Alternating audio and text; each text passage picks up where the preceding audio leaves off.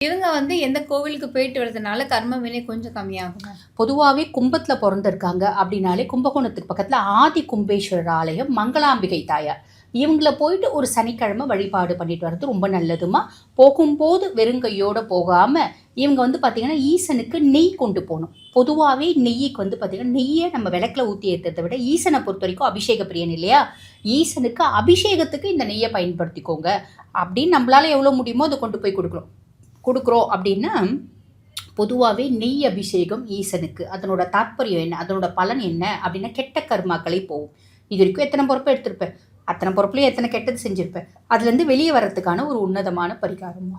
Okay ma'am. கோவில் சொல்லிட்டீங்க. என்ன பரிகாரம் பண்ணலாம்? அத பத்தி விளக்கமா சொல்லுங்க. இல்லாதப்பட்டவங்களுக்கு நம்மளால என்ன வந்து பார்த்தீங்கன்னா, உதவ முடியுமோ, அதுவும் வந்து பார்த்தீங்கன்னா, ஆதரவு இல்லாத முதியோர்கள் இருக்காங்க பார்த்தீங்களாம்மா, ஆமா. அவங்களுக்கு முதியோர் ஆசிரமம், முதியோர் இல்லம், அதே மாரி அனாதை ஆசிரமம், இந்த மாதிரி இடத்துல நம்மளால முடிஞ்சது ஒரு ரூ. 500 ஒரு ரூ. 1000 நம்மளுக்கு எவ்வளோ முடியுமோ அது குடுக்கறது, நல்ல வந்து பார்த்தீங்கன்னா, உன்னதமான பரிகாரமா இருக்கும். இது கும்பத்துக்கு மட்டும் இல்ல, எல்லா ராசிகளுக்குமே சொல்லலாம்.